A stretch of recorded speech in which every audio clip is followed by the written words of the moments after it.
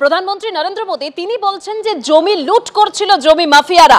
এই ওয়াকফ আইনের ফলে গরিবের জমি লুট বন্ধ হবে আর লাভবান হবে মুসলিমরা। শুনুন।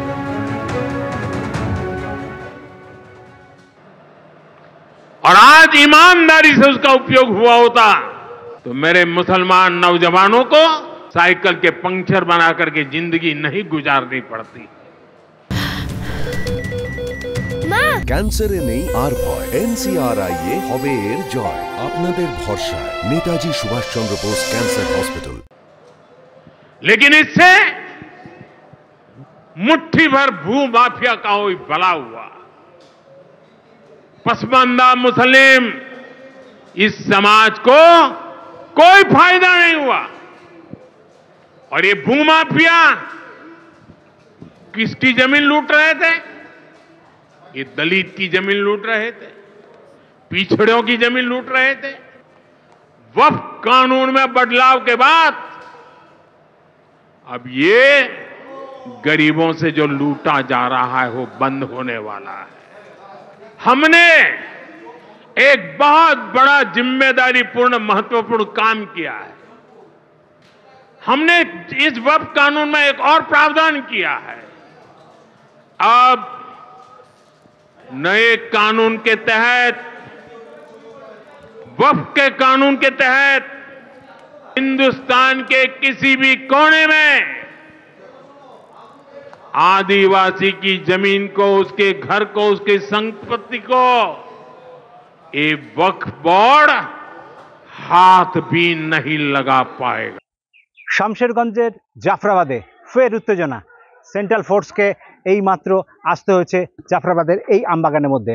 তারা বিভিন্ন জায়গায় টহল দিচ্ছেন এবং যারা উত্তেজিত হয়ে ফের ইট বৃষ্টি করার চেষ্টা করছিলেন তাদেরকে সরানোর জন্য এই মুহূর্তে বিভিন্ন জায়গায় যাচ্ছেন সেন্ট্রাল ফোর্সের কর্মীরা। এবং সেন্ট্রাল ফোর্সের কর্মীরা এই মুহূর্তে যারা আক্রমণ করেছিলেন সেই আক্রমণকারীদেরকে খোঁজার জন্য তিরুনি তল্লাশি কিন্তু এই মুহূর্তে জারি রয়েছে।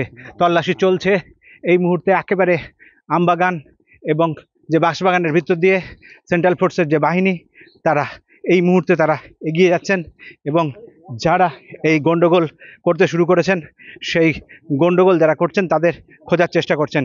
এই অল্প কিছুক্ষণ আগে মোহাম্মদ সেলিম, মীনাক্ষী মুখার্জি এরা এই অঞ্চলে এসেছিলেন এবং এই অঞ্চল থেকে বেরিয়ে যাওয়ার পরপরই কিন্তু ফের একটা নতুন করে উত্তেজনা সৃষ্টি হয়েছে এবং আমরা যেটা দেখতে পাচ্ছি যে সেন্ট্রাল ফোর্সকে নিয়ে কিন্তু টহল চলছে এবং শামশেরগঞ্জ থানার পুলিশ রয়েছে এবং একেবারে টহল শুরু হয়েছে এবং সেন্ট্রাল ফোর্সও তারা ছুটতে শুরু করেছেন।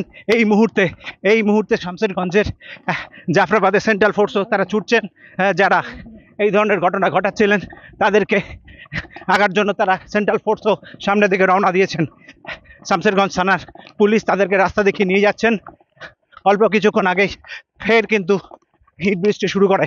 তাদেরকে সরিয়ে দেওয়ার জন্য সেন্ট্রাল ফোর্সের যারা কর্মী রয়েছেন তারা এই মুহূর্তে রয়েছেন।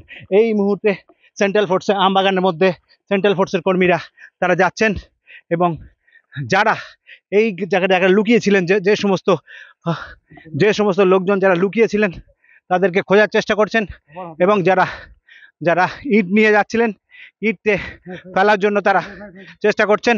এই মুহূর্তে সমস্ত এলাকায় কিন্তু ফের নতুন করে একটা উত্তেজনাকর পরিস্থিতি তৈরি হয়েছে।